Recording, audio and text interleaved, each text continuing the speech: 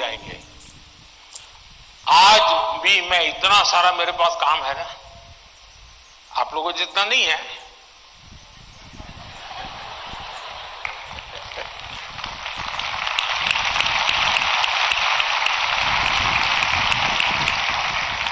लेकिन 365 दिन कोई अपवाद नहीं, अगर मैं बिस्तर पे लेटा नहीं कि 30 सेकंड में डीप स्लीप की तरफ नहीं चला गया था, होता नहीं। 30 सेकंड लगता है मुझे। आप में से बहुत छोटी आयु के भी होंगे, कभी इधर कभी उधर, कभी उधर कभी उधर, फिर नींद आई तो आई। क्यों? मेरा बाकी जो जागृत अवस्था का समय है उसमें बहुत जागृत रहता हूं मैं। तो जब जागृत हूं तो पूरी तरह जागृत हूं, जब सोया हूं तो पूरी तरह सोया हूं। और वो बैलेंस, जो बड़ी आयु के लोग हो परेशान होते होंगे, हाँ यार हमें तो नींद ही नहीं आती, आधा घंटा तो ऐसे ही करवट बदलते रहते हैं, और ये आप अचीव कर सकते हैं।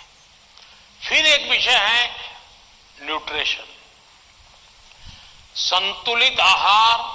और आप जिस उम्र में हैं उस उम्र में जिन चीजों की जरूरत है वो आपके आहार में है कि नहीं है।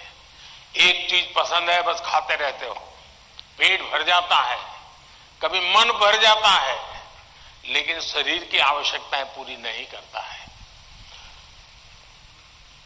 10th 12th का एक कालखंड ऐसा है जब आपके पास एग्जाम का वातावरण है, तो एक बार तय कीजिए कि मेरे शरीर को जितनी रिक्वायरमेंट है वो मैं लेता है। माँ बाप भी बच्चे को ऐसा ना करें, नहीं आज तो हलवा बनाया, जरा ज्यादा खा ले।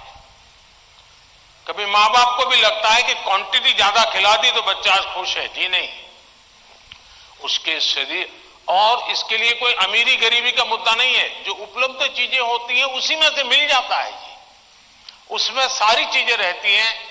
कम से कम खर्च वाली भी चीजें होती हैं जो हमारे न्यूट्रिशन को कैर कर सकती है।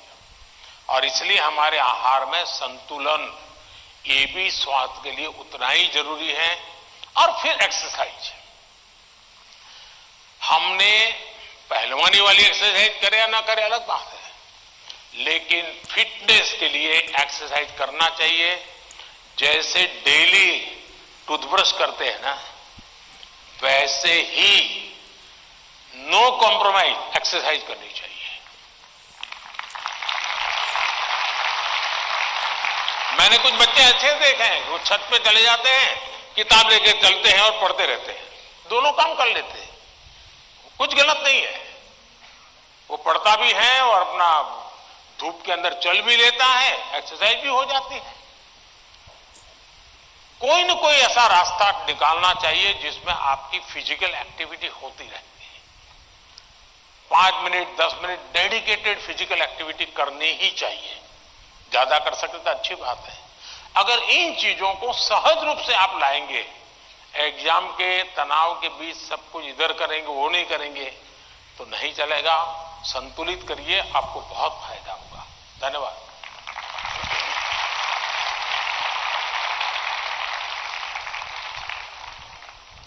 पीएम सर, आपने एग्जाम वॉरियर में भी हमें यही संदेश दिया है, जितना खेलोगे उतना खिलोगे। Thank you PM sir.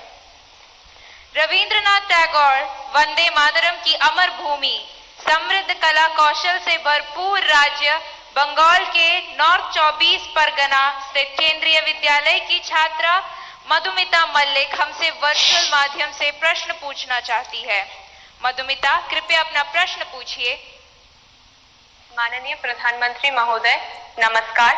मेरा नाम मधुमिता मल्लिक है। मैं पीएम श्री केंद्रीय विद्यालय बैरकपुर थलसेना कोलकाता संभाग की 11वीं विज्ञान की छात्रा हूँ। मेरा आपसे यह प्रश्न है, आप उन छात्रों को क्या सलाह देना चाहेंगे जो अपने करियर के बारे में अनिश्चित है या किसी विशेष करियर या पेशे को चुनने के बारे में दबाव महसूस करते हैं? कृपया इस विषय पर मुझे मार्गदर्शन करें। धन्यवाद महोदय। धन्यवाद मधुमिता। पीएम सर, भगवान कृष्ण की उपदेश भूमि, वीर बहादुर खिलाड़ियों के प्रदेश हरियाणा पानीपत के द मिलेनियम स्कूल की छात्रा अदिति तनवर ऑनलाइन माध्यम से जुड़ी हुई है। और आपसे मार्गदर्शन चाहती है। अदिति, कृपया अपना प्रश्न पूछिए। माननीय प्रधानमंत्री जी, नमस्कार। मेरा नाम अदिति तनवर है और मैं the millennium school Panipat Haryana की कक्षा 11वीं की छात्रा हूँ। मेरा आपसे प्रश्न यह है कि मैंने ह्यूमैनिटीज को अपने विषय के रूप में चुना है और लोग रोज मुझ पर ताने कसते हैं। मुझे यह विषय पसंद है, इसलिए मैंने इसे चुना है, पर कभी कभी तानों को संभालना मुश्किल हो जाता है। इन्हें कैसे संभालें और कैसे नजरअंदाज करें, मैं इसमें आपसे मार्गदर्शन चाहती हूँ। धन्यवाद श्रीमान, नमस्कार। Thank you Aditi. मधुमिता और अदिति तथा इन जैसे कुछ विद्यार्थी जीवन में करियर के चयन में दबाव अनुभव करते हैं। सर, एक विशेष करियर या स्ट्रीम चुनने की मानसिकता के दबाव की समस्या का कैसे समाधान करें? मुझे नहीं लगता है कि आप स्वयं कंफ्यूज है, आप स्वयं उलझन में है, ऐसा मुझे नहीं लगता है।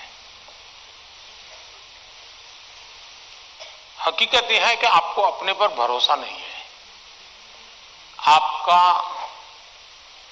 अपने सोचने के संबंध में दुविधा है और इसलिए आप 50 लोगों को पूछते रहते हैं, क्या लगता है ये करूं तो, क्या लगेगा ये करूं तो।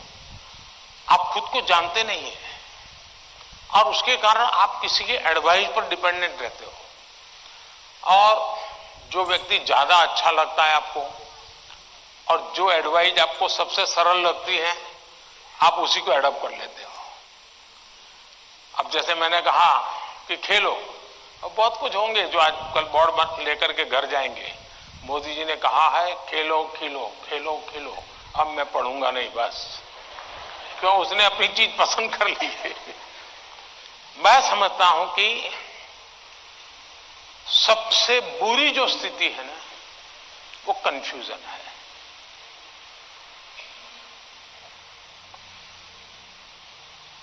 अनिर्णायकता है। अनिर्णायकता आपने देखा होगा, पुराने जमाने में ऐसी कथा चलती थी, कोई गाड़ी लेकर के जा रहा था